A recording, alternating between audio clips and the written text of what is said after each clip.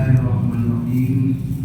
Alhamdulillahirabbil alamin. Alladzi khalaqani wa yahdini walladzi huwa yut'imuni wa yasqini wa idza maridtu fa huwa yashfini walladzi yumiitu bi su'il. Asyhadu an la ilaha illallah wa la syarika lahu wa asyhadu anna Muhammadan abduhu wa rasuluh. Allahumma shalli ala sayyidina Muhammadin wa ala alihi wa ashabihi ajmain, amma ba'du. Qala Allah ta'ala fil Qur'anil Karim, a'udzu billahi minasyaitonir rajim. Bismillahirrahmanirrahim. Ya ayyuhalladzina amanu taqullaha haqqa tuqatih wa la tamutunna illa wa antum muslimun. Hadirin kaum muslimin rahimakumullah. Mari kita sama-sama mengucapkan puji syukur kepada Allah Subhanahu wa taala.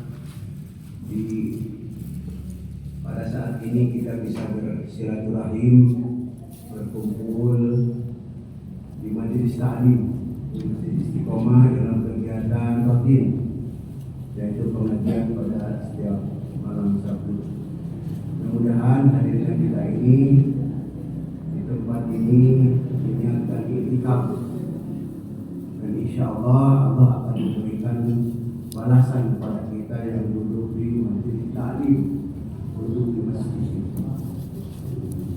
Saya sering menyampaikan, pertama diberikan dikelilingi malaikat rahmat, yang kedua diberikan ketenangan,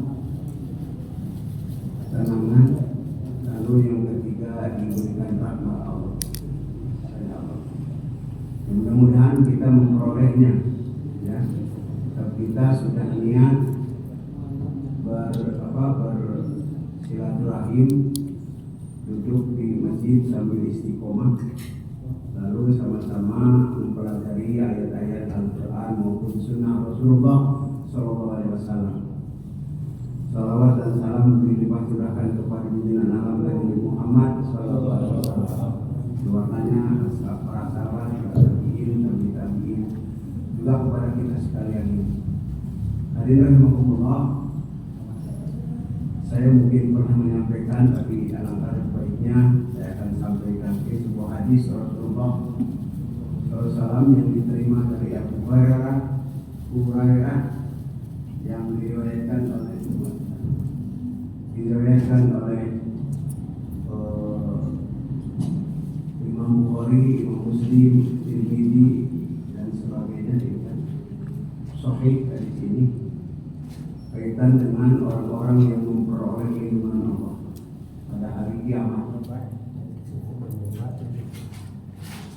Orang-orang yang memperoleh perlindungan Allah, naungan Allah pada hari kiamat, khususnya ada di alam mahsyar, suatu saat tidak ada perlindungan Allah Subhanahu wa taala. Ini terima dari Abu Hurairah radhiyallahu anhu, dari kanjeng Nabi Muhammad SAW, sab'atun yudhilluhumullahu fi dhillihi yauma la dhilla illa dhilluh. Ada 7 kelompok, 7 golongan orang-orang yang akan memperoleh perlindungan Allah di saat tidak ada perlindungan kecuali perlindungannya. Kenapa? Sebab ada beberapa hal-hal yang dialami, yang diikuti oleh orang-orang ketika di hari kiamat.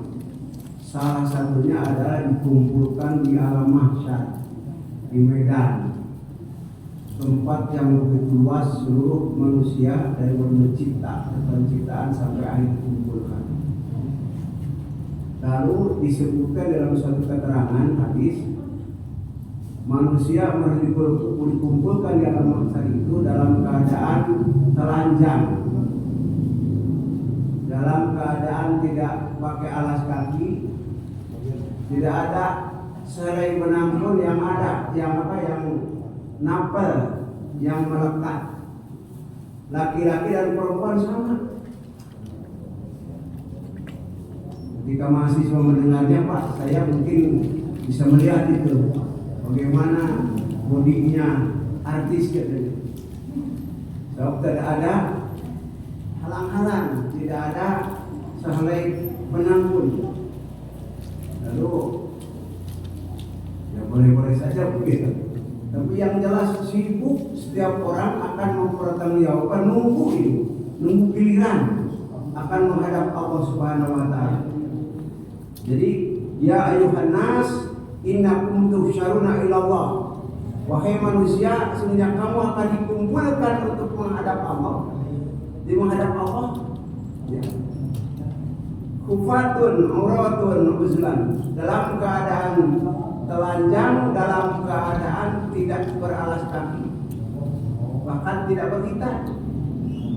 Kurang tahu tak kehitan di dunia tidak berhitan dengan kekuasaan Allah. Lalu dalam keterangan yang lain, tud'a itu didekatkan, tud'a syamsu ilal rofi, didekatkan matahari pada manusia pada saat itu adalah di qadri sekira mil, 1 mil. Matahari yang kita ketahui jaraknya itu sekarang menurut ilmu itu kan kurang lebih 150 juta kilometer. Sebab terlalu jauh, maka dihitung berdasarkan kecepatan cahaya.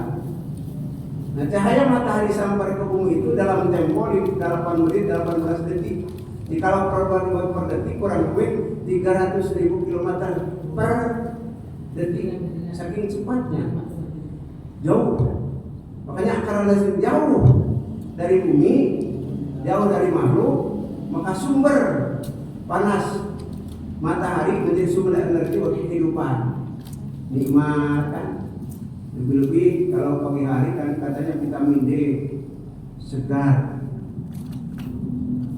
Ya semua makhluk di muka bumi jelas membutuhkan energi matahari. Nah, walaupun katanya matahari sekarang sudah bolong-bolong itu, banyak yang kekurangan bahan bakar atau hidrogen apa namanya itu, atau hidrogennya sudah habis. Ada satu bolong, satu nuktoh titik disebut teh nuktoh sauda, titik hitam. Titik dari matahari itu total ini. Total hari hidup. Tak satu total teh dengan katanya sama dengan benua Afrika. Satu. Karena apa? Karena memang sudah kehabisan bahan bakar. Jadi suatu saat bisa saja matahari ketika digulung oleh Allah bahan bakarnya habis, sudah tidak ada energi, terjadi kiamat namanya. Tapi yang jelas matahari itu yang sekarang kita nikmati sebagai sumber kehidupan makhluk, nanti di padang mahsyar akan didekatkan oleh Allah dekat 1 mil. Bahkan saya menyampaikan di tempat ini dalam hadis qudsi disebutkan karena memang saking panasnya matahari dekat dengan makhluk pada saat itu, tidak ada naungan itu, tidak ada perlindungan itu, maka keringat manusia itu bercucuran itu. Ada yang sampai di tumit, ada yang sampai di lutut, ada yang sampai di bujang, di pusat, sampai di mulut bahkan tenggelam. Itu dalam hadis qudsi ada, tenggelam dengan keringatnya sendiri. Mana ada kesempatan untuk melihat orang lain kok telanjang itu.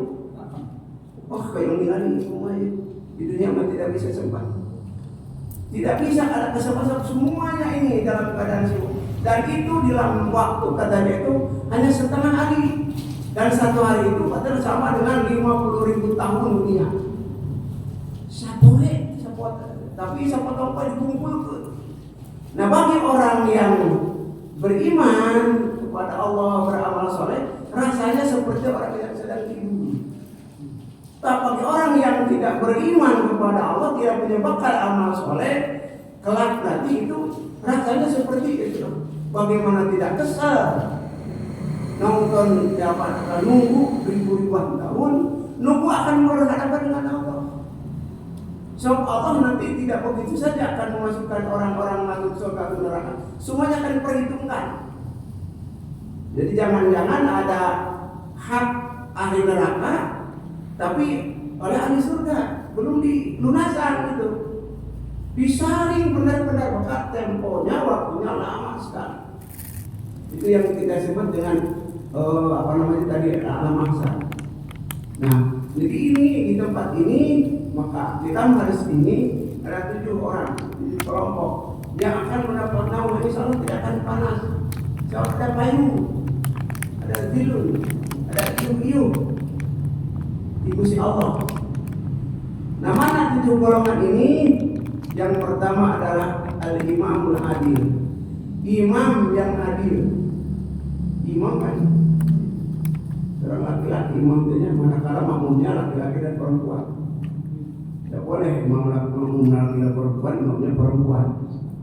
Makanya ayat imamul adil jadi imam. Imam itu kan harus diikuti, segala gerak-gerik imam harus diikuti.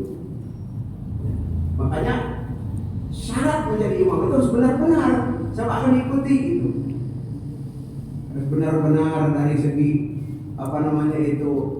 misalkan dari segi persyaratannya lah, termasuk juga perilakunya.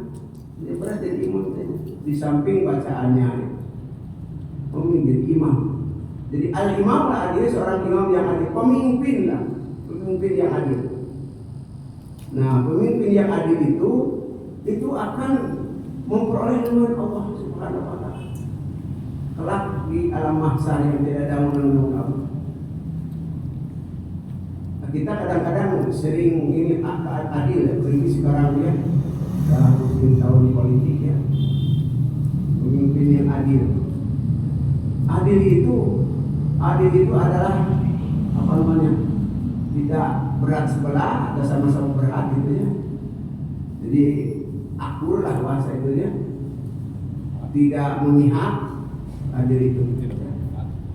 Lalu memihak kepada kebenaran. Adil tidak. Jadi yang disebut adil itu adalah sama berat, tidak memihak, lalu tidak berat sebelah.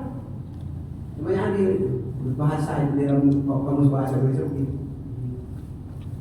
Jadi tidak sewenang-wenang, kemudian juga berpihak kepada yang benar. Disebut adil. Oleh sebab itu maka untuk menciptakan pemimpin yang adil, kata Ibnu Maskawi itu ada timbul dari 3. Pertama adalah disebut al-hikmah. Al-hikmah itu sering kita terjemahkan kebijaksanaan. Tapi lebih jauhnya al-hikmah itu adalah pertama itu dengan ilmu, dengan pengetahuan yang tinggi, dengan pikiran yang baik. Itu hikmah namanya itu. Jadi akan berlaku adil seseorang itu manakala ditunjang dengan ilmu, pengetahuan yang benar. Tidak akan bisa berlaku adil seseorang itu manakala tidak memiliki pengetahuan tentang yang benar itu, tidak tahu tentang ilmunya. Maka al-hikmah itu ilmu, pengetahuan, pikiran yang benar, ya, yang bijaksana itu. Nah, oleh sebab itu maka harus memahami, seorang pemimpin itu harus paham bagaimana kalau misalkan ini tidak ditegakkan, kalau ini misalkan tidak dilakukan, kalau ini dilakukan. Ya, dia harus paham itu. Maka timbul karena 3 kata Ibnu Maskawi. Al-hikmah. Al-hikmah itu kita tadi sebut bijaksana, tapi hikmah itu lebih jauh adalah yang ditunjang dengan ilmu pengetahuan, dengan pikiran-pikiran yang baik, ya, dengan wawasan-wawasan. Itu namanya al-hikmah. Sehingga bisa timbul adil. Kalau orang tidak tahu apa yang harus dilakukan, apa yang mesti ditinggalkan, apa yang harus didukungkan, itu tidak akan bisa berlaku adil. Maka harus hati-hati di dalam hal masalah menentukan atau jadi pemimpin itu berat. Jadi ketika memperoleh tadi keadilan akan memperolehnya, tetapi ketika zalim, zulma, takutlah kepada zalim, dari minta aniaya, balik daripada diri zalim, aniaya. Ya. Aniaya itu tadi tidak melakukan sesuatu yang pantas. Ya, kalau misalnya akan memihak atau juga mungkin tidak atau berat sebelah tentunya. Nah itu kan apa namanya itu zalim. Fa'inna zulmatul apa namanya itu sebab kedoliman itu akan membawa kegelapan nanti pada hari kiamat. Naudzubillah. Jadi hendaklah kamu merasa takut kepada kezaliman, sebab kezaliman akan membawa kegelapan pada hari kiamat. Oleh sebab itu maka yang pertama kalian ketahui adalah al-hikmah. Yang kedua adalah al-ifah, memelihara diri dari kemaksiatan. Jadi orang yang akan menjadi harus tahu, untuk menekan itu harus tahu bagaimana hal-hal dilakukan. Jadi hati-hati dalam melakukan maksiat, melakukan hal yang dosa. Jadi kalau orang tidak tahu, tidak memahami hal-hal bagaimana dosa itu, maksiat, itu tidak akan bisa berlaku adil. Nah itu nomor pertama, kalau jadi pemimpin harus tahu batasan-batasan yang boleh, batasan yang tidak boleh, mana yang harus dilakukan, mana yang tidak dilakukan, kemaksiatan. Dan yang ketiga adalah asyaja'ah, keberanian. Jadi adil itu keberanian. Salah satu contohnya seperti ada cerita zaman Umar bin Khattab, bagaimana Umar bin Khattab secara berani menekan keadilan. Ada seorang suami istri bercerai punya anak satu, rebutan, kata bapaknya, ini hak saya, akan saya bawa. Ibunya juga sama, ingin memiliki, rebutan. Maka Umar bin Khattab dengan keberanian menegakkan bagaimana itu berdasarkan ilmu, berdasarkan tadi tinggal akan keadilan bagaimana ini. Nah akhirnya Umar bin Khattab mengambil cara, anaknya mengambil meja, anaknya disimpan di atas meja, mengambil pisau, dipanggil kedua ibu dan bapaknya, ini silakan saya akan potong anak ini supaya adil. Silakan orang milih ke atasnya, milih ke bututnya, milih ke kepalanya, milih ke kakinya ini. Ini keberanian. Ya. Tapi karena ini manusia, karakteristik manusia seorang ibu lebih-lebih itu akan muncul. Sekalipun dia rebutan ingin anaknya ini, dia akan muncul pada saat itu sifat seorang ibu. Dia berteriak, wahai Amirul Mukminin, saya tidak tega anak saya dipotong, biar saya mengalah kuasanya oleh bapaknya. Ini salah satu keberanian. Jadi untuk menegakkan keadilan kata iman atau dengan as-saja'ah, kegagahan keberanian ini. Hadirin rahimakumullah, ini yang pertama jadi pemimpin yang adil, yang mau. Lalu yang ini lagi disebut adil itu adalah menempatkan sesuatu waktu sain fi mahalihi, menempatkan sesuatu pada yang profil yang sebenarnya. Kalau sebaliknya disebut dolim, bigori bukan pada tempatnya. Nah ini yang dolim. Nah bagi ini pahalanya balasan dari Allah Subhanahu Wa Taala melalui Rasulullah SAW. Bagaimana ini ketika pemimpin itu adil, menegakkan keadilan, ya, ketika dia sedang melaksanakan kepemimpinannya, apakah itu di rumah tangga, apa itu pemimpin formal dari mulai RT sampai jauhnya presiden, itu seorang pemimpin itu dituntut dengan keadilan. Sebab katanya ini balasan dari Allah Subhanahu Wa Taala. Ada 3 orang kelompok yang tidak ditolak doanya itu. Pertama adalah as-shaimu hatta yafṭura. Orang yang saum sampai dia berbuka, itu doanya dikabulkan. Jadi salasun la turadu da'watuhum. Ada 3 kelompok orang yang doanya tidak ditolak. Pertama orang yang saum, baik wajib maupun sholat sunnah, saum sunnah sampai dia berbuka, doa dikabulkan oleh Allah. Ini janji Allah. Yang kedua al-imam adil tadi, seorang pemimpin yang adil. Nah ketika orang adil berdoa kepada Allah, maka doanya dikabulkan oleh Allah Subhanahu Wa Taala. Yang ketiga wal mazlum, orang yang teraniaya, orang yang dihina, dianiaya, dicaci maki, lalu orang itu tidak ridho, berdoa kepada Allah saking sakitnya untuk misalkan yang mendoliminya, maka Allah mengabulkan doa orang-orang yang maka harus hati-hati kita misalnya ada seseorang yang kita zalimi dan mereka atau dia berdoa kepada Allah, doanya tanpa hijab, doanya dikabulkan oleh Allah Subhanahu wa taala. Itu yang hadirin itu ini masalah adil. Jadi di dalam ajaran Islam itu mau menegakkan kebenaran, ya, mentaati Allah dan Rasulnya, menjaga ibadah-ibadahnya, itu disebut orang adil. Sholatnya terpelihara, amanahnya terpelihara, itu orang adil menurut konsep Islam, menurut Al-Quran itu. Ya, bagaimana kalau konsep yang adil, yaitu ya, dia menjaga ketaatan kepada Allah, menjaga ketaatan kepada Rasulullah, yang menghindari hal yang dilarang oleh Allah, hal yang dilarang oleh Rasul. Itu adil ya, kata konsep Islam. Nah, ini sekali lagi dengan salah-salah kita kalau mau menentukan kepemimpinan, pilihlah yang dia. Dari mana kita tahu adil? Itu dari bahasa sekarang itu, rekam jejaknya itu. Mungkin dari pembicaraannya, mungkin dari perilaku dan sebagainya saja. Ada rahimahullah. Nah, termasuk kita seorang pemimpin, ya, diri kita seorang pemimpin.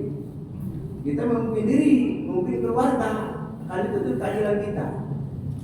Kadang-kadang kita ini tidak adil antara porsi untuk hak Allah dengan porsi untuk para manusia. Kalau hak Allah, kita kadang-kadang kurang adil. Kalau hak Allah dikurangi.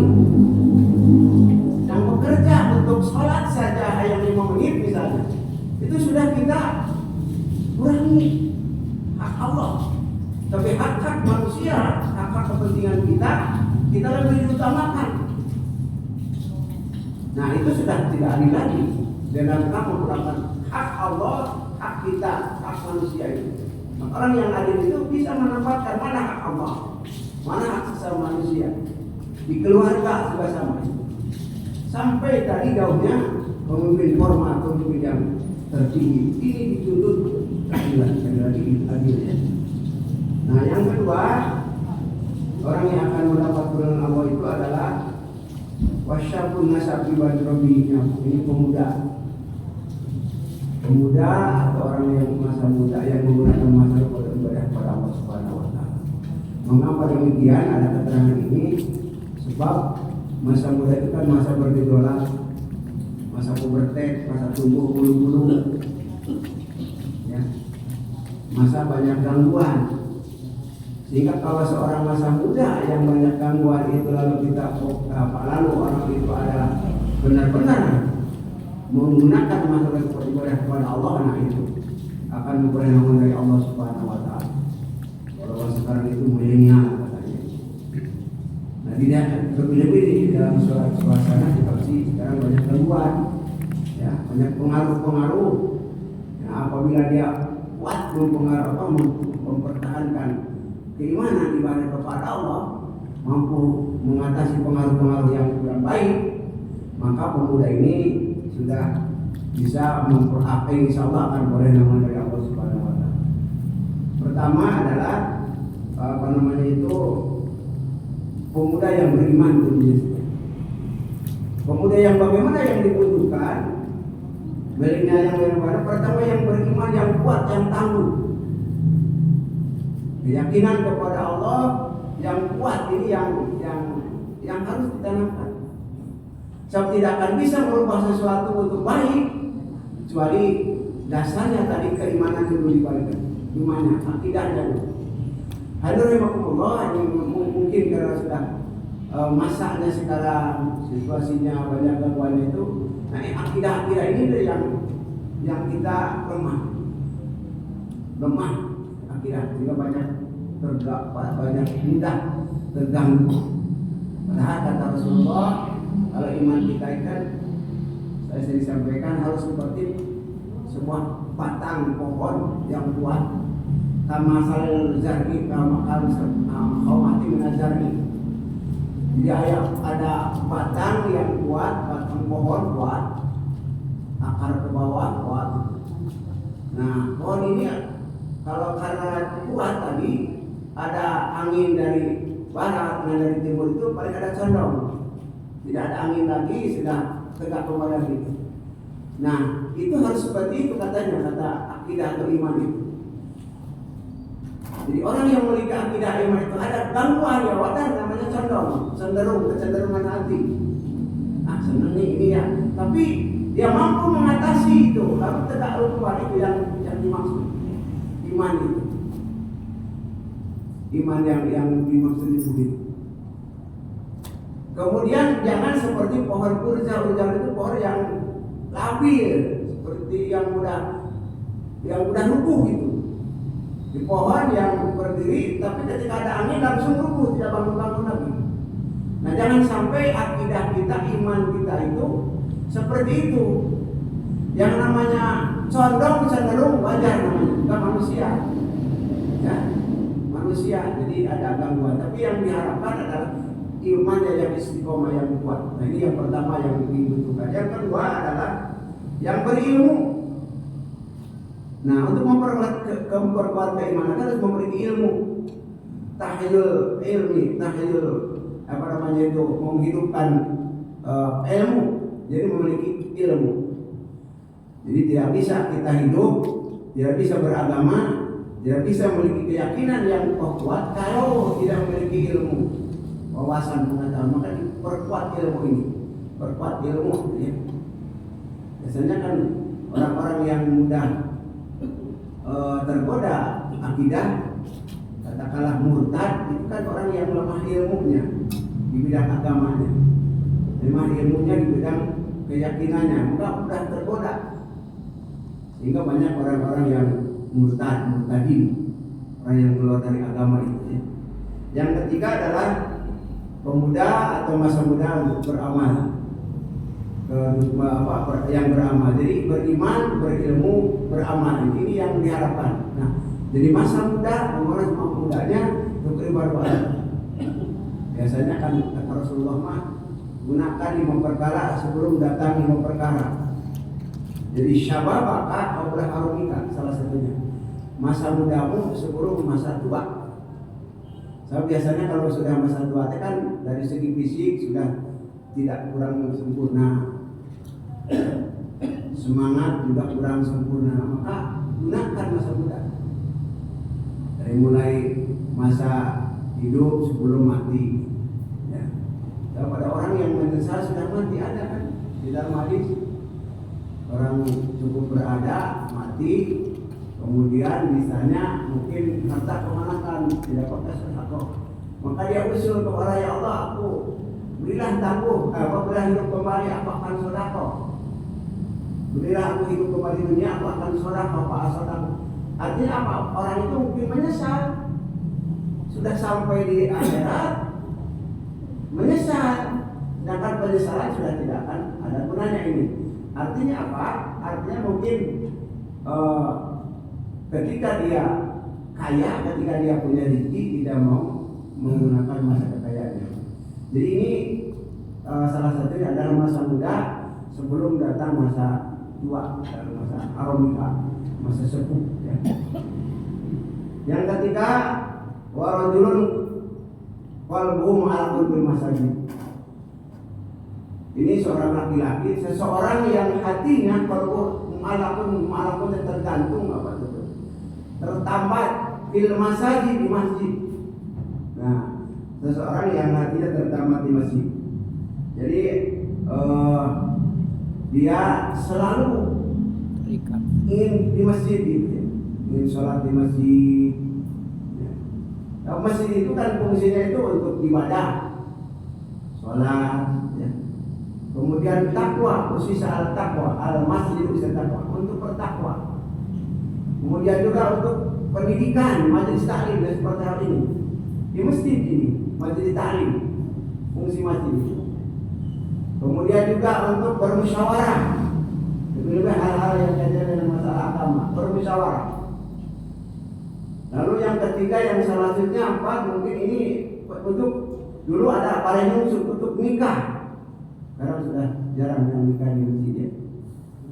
Untuk nikah. Dan yang juga untuk berlindung ketika ada bencana, itu fungsi masjid. Nah, masjid itu dimanfaatkan sehingga orang itu selalu tertamat di masjid. Pendek katalah ingin sholat berjamaah di masjid, ingin ibadah di masjid. Maka berbahagialah bapak-bapak, ibu-ibu yang dekat dengan masjid, setiap sholat fardu di masjid. Tapi juga berbahagialah orang yang jauh rumahnya mau ke masjid, setiap langkah kaki dihitung oleh Allah. Ya, artinya demikianlah adilnya Islam, yang dekat ke masjid sering sholat di masjid, yang jauh mungkin pahala kakinya lebih banyak, tapi pahala tidak maunya lebih banyak, gangguannya lebih banyak. Masjid ya, jadi masjid. Untuk apa? Untuk sholat berjamaah di masjid. Nah, jadi Allah juga ini di dalam hadis qudsi, inna buyuti fil ardi al masajid. Sesungguhnya rumah-rumahku di bumi adalah masjid-masjid. Wa inna zuwari fiha umarlah. Nah, orang-orang yang berkunjung ke rumahku adalah orang yang memakmurkan masjid. Nah, kita ini termasuk orang yang berkunjung ke rumah Allah, bertamu ke rumah Allah, yang memuliakan yang menerimanya Allah. Jadi orang-orang yang berkunjung ke rumahku di muka bumi adalah orang-orang yang memakmurkan masjid.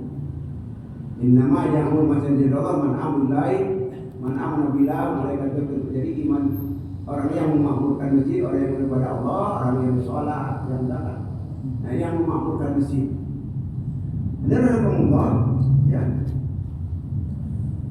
Bahkan di dalam satu keterangan lagi dalam hadis qudsi, ya, yang dari Muhammad, yaqulullahu wa izzati wa jalali, inni la aquma bi ahli al-ardi azaban, fa idza nadartu ila umari buyuti wa ila al-mutahabbina fi wa ila al-mustaghfirina bi ashar sarabtu dzalika anhum. Allah Azza wa Jalla berfirman, sesungguhnya aku bermaksud untuk menurunkan azab ke muka bumi. Aku ingin mengazab, menurunkan azab ke muka bumi. Fa idza nadartu ila umari buyuti. Tapi aku melihat, ya, banyak orang yang sedang memakmurkan masjid. Padahal kalau begini, Allah melihat kita sedang di masjid ini, memakmurkan masjid. Kemudian wa ilal mutahabbin, dan orang-orang yang saling mencintai karena aku, saling menyayangi, mencintai karena aku. Wa ilal mustaghfir biasa, dan orang-orang yang istighfar waktu sahur. Waktu sahur itu waktu menjelang adzan subuh, adzan fajar. Orang-orang yang beristighfar waktu sahur. Apa kata Allah? Sorok tu zalika anhum. Aku palingkan azab itu dari mereka. Subhanallah. Bapak-bapak, ibu-ibu, ini kontribusi kalau bahasa kita. Sumbangsi orang-orang yang tinggal di masjid, orang-orang yang saling mencintai sesama manusia karena Allah, orang yang istighfar waktu sahur, sumbangannya besar sekali untuk kelestarian dunia ini. Andaikan ini kata Allah, aku bermaksud untuk menurunkan azab. Tapi aku lihat banyak orang-orang yang sedang memakmurkan masjid, sedang duduk di masjid, sedang ibadah sholat di masjid. Ada orang aku lihat sedang waktu sahur istighfar, wal mustaghfir bil ashar, istighfar waktu sahur. Lalu sorabtu dzalika palingkan azab. Alhamdulillah, ini artinya kita ibadah juga kontribusi untuk ini kelestarian dunia. Jadi bisa bayangkan kalau seandainya, ya, di muka bumi tidak ada orang lagi yang mau ke masjid, tidak ada orang lagi yang mau istighfar waktu sahur, sudah bermusuh-musuhan, tidak saling mencintai, kita bisa bayangkan mungkin itulah yang disebut kiamat. Azab Allah akan turun. Insya Allah selama kita masih masjid-masjid kita diisi dengan ibadah-ibadah Allah, melestarikan dan sebagainya, insya Allah azab Allah akan terhindar dari kita dari tempat itu. Itu yang ini. Kemudian berjamaah. Nah, ini berjamaah saya ingin ingatkan lagi, ya. Ada 5 balasan dari Allah bagi orang yang sholat berjamaah. Pertama, dijauhkan dari sifat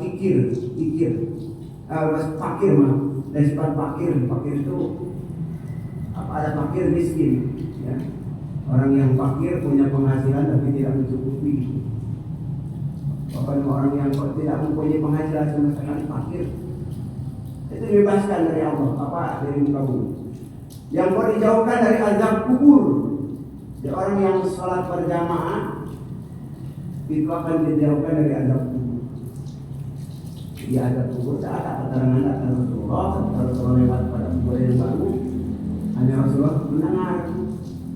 Sahabat tidak mendengar. Kata Rasulullah, sebentar ada orang yang baru meninggal tapi sedang disiksa. Jadi itu ada nikmat kubur, ada kubur. Apa namanya itu, azab kubur itu kan. Itu ada keterangan anak ba'du zulma. Kubur itu berkata, saya rumah yang gelap. Yang gelap tidak ada apa namanya, tidak ada pecahan. Walaupun mungkin bawa lampu juga, karena amalnya mungkin kurang, gelap. Anak itu aku rumah yang gelap. Maka kita berdoa, ya Allah, terangi kuburnya, cangkeun kuburna. Kurang istri orang keluarga. Haradon berada jannah seperti raudhah jannah, taman-taman surga. Kita harus selalu berdoa pada orang yang sudah meninggal, ya Allah, samping ampun dosa jemaah Islam tempat yang paling mulia, terangi alam kuburnya seperti raudhatul jannah, taman-taman surga. Taman-taman surga itu. Nah ini apa namanya itu. Lalu saya rumah yang menakutkan, dicari. Maka oleh sebab itu akan dijauhkan dari azab kubur. Yang ketiga, dimudahkan ketika melewati Shiratal Mustaqim, di tiang Shiratal Mustaqim. Ya, ada satu peristiwa akan dilewati pada di hari kiamat itu, ada disebut jembatan Shiratal Mustaqim. Yang keempat, akan menerima buku catatan dari sebelah kanan. Jadi nanti itu ada kanan, ada kiri. Bisa dipastikan kalau menerima buku dari sebelah kiri, nah itu tandanya kita memiliki amalan yang jelek. Tapi ketika kita menerima bukunya sebelah kanan, direbut baik misalnya di kiri, di kanan, di kiri, rebut baik bisa. Dan tidak ada yang berkuasa kecuali yang berkuasa itu. Dan yang keenam, menerima dimasukkan ke dalam surga tanpa dihisab. Ini begitu pahalanya orang-orang yang salat berjamaah di masjid. Jadi mu'allaq pun di masjid, orang-orang yang orang yang tertambat hadinya di masjid. Kemudian yang keempat, baru jalin tahawil ijtiman alaihi wa tafarruq alaihi. Dua orang yang bersama-sama saling bersama-sama karena Allah, berpisah karena Allah. Jadi artinya di bahasa Sunda, dua orang sesepatan. Ketika sesepatan sama-sama itu atau bekerja sama atau misalnya apa itu karena Allah, adalah ketika berpisah karena Allah. Banyak sekarang bukti nyata orang berpisah bukan karena Allah, bersama-sama berkongsi apa di organisasi apa di mana itu bukan karena Allah. Sehingga ketika berpisah itu tidak ada yang baik. Banyak. Sebab apa? Sebab bersatunya, berkumpulnya bukan karena Allah, karena tujuan-tujuan tertentu. Maka ketika berpisah itu bisa banyak yang menyakitkan. Tapi yang dimaksud di sini adalah bersatu karena Allah, berpisah karena Allah. Nah ini orang yang memperoleh nama dari Allah. Kemudian yang kelima, warajulun talabut muratin dzata mansurin wa jamalin faqala innahu.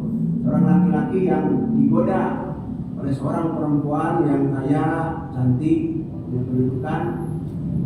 Lalu mau diajak berbuat maksiat, berbuat zina, lalu pemuda itu mengatakan ini aku takut oleh Allah. Takut oleh Allah. Jadi terlontar ucapan itu berarti pemuda ini, orang ini, laki-laki ini laki-laki yang tergoda oleh seorang perempuan. Sebaliknya juga sama, perempuan yang tergoda laki-laki mengatakan ini aku takut kepada Allah. Jadi misalnya Contohnya yang paling jelas dalam Quran seperti Nabi Yusuf. Nabi Yusuf kan digoda oleh istri Firaun, ya. Hingga dibuktikan kalau yang sobek belakangnya berarti istri Firaun yang salah, narik gitu. Kalau yang depan yang baju Nabi Musa yang sobek berarti itu yang salah. Maka dibuktikan bajunya, punggungnya Nabi Yusuf itu sobek di belakang. Itu kan digoda oleh istrinya Firaun, bukan itu kan digoda oleh itu untuk digoda untuk melakukan perbuatan yang maksiat. Ini aku perlu selamat nama seorang Rasul. Ini yang apa ada ini mungkin ada dalam kehidupan, mungkin banyak sekarang, ya. Ada orang yang wanita yang punya kedudukan, banyak harta, menggoda laki-laki, lalu sampai berbuat maksiat. Nah, pemuda laki-laki berkatakan, maaf, aku takut kepada Allah Subhanahu wa Ta'ala. Nah, ucapan itulah akan menjadi payung. Kemudian warajulun tasaddaqa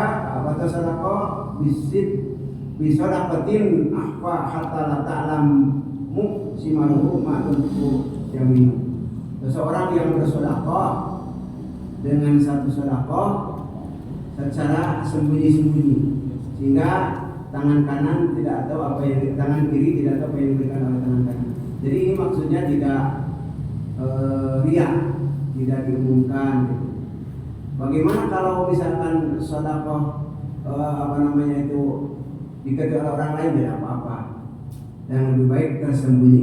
Jadi ini orang-orang yang sedekah secara sembunyi-sembunyi, seolah-olah tangan tangan kiri tidak tidak tahu apa yang diberikan oleh tangan kanan. Ini yang akan memperoleh namun dari Allah Subhanahu wa Ta'ala, tidak sombong tidak riya. Tapi untuk kepentingan tertentu boleh saja, asal jangan disebutkan namanya. Misalkan ini menerima untuk pembangunan masjid dari hamba-hamba, tidak apa-apa. Untuk menarik semangat orang-orang ingin beramal soleh. Tapi kalau misalkan tidak usah disebutkan namanya. Tapi kalau ada yang mau disebutkan namanya, maka saja. Tapi yang jelas di sini orang yang sedekah dengan secara tersembunyi-sembunyi sehingga tidak diumumkan, orang lain tidak tahu, seolah-olah tadi tangan kiri tidak tahu apa yang diberikan oleh tangan. Dan yang terakhir adalah warajulun dzakara khalian wa seseorang yang zikir mengingat Allah waktu subuh, waktu sepi, waktu sahur. Nah, faqadat ainahu, air matanya terasa keluar itu, nangis. Jadi dia zikir kepada Allah, istighfar kepada Allah waktu sahur, kemudian tidak terasa saking merasakan banyak dosa, banyak kesalahan, ya, lalu tidak terasa air matanya keluar. Nah, ini yang akan pernah mencapai. Ini berat sekali ya. Seperti kemarin Pak Khalil kita membaca Quran sampai nangis, bisa. Nanti sekali punya penyakit, ya, nangis. Tapi kalau karena kita saking memaknai ayat Quran, lalu kemudian kita berdoa kepada Allah sampai nangis, tapi orang-orang yang berzikir kepada Allah sunyi, sepi, kira-kira waktu sahur lah, waktu malam, ya mulai bangun tahajud, kemudian kita berdoa kepada Allah, mohon ampun kepada Allah, air mata itu keluar, tidak terasa air mata keluar. Nah, orang-orang yang demikianlah yang akan menerima dari Allah Subhanahu wa Ta'ala. Ingat, pada saat itu kita butuh perlindungan, manusia butuh perlindungan dari Allah Subhanahu wa Ta'ala. Maka minimal tadi ada 7 kelompok orang yang akan dapat teman Allah dalam mahsyar. Tidak ada naungan, tidak ada payung kecuali payung dari Allah Subhanahu wa Ta'ala. Mudah-mudahan ini bisa mengingatkan kembali apa yang sudah sampaikan mungkin beberapa waktu yang lalu saya sampaikan sekarang ini. Mudah-mudahan bisa mengingatkan menambah kekuatan kita di dalam beribadah kepada Allah Subhanahu wa Ta'ala. Mohon maaf atas kurangnya. Wabillahi taufiq wal hidayah. Assalamualaikum warahmatullahi wabarakatuh.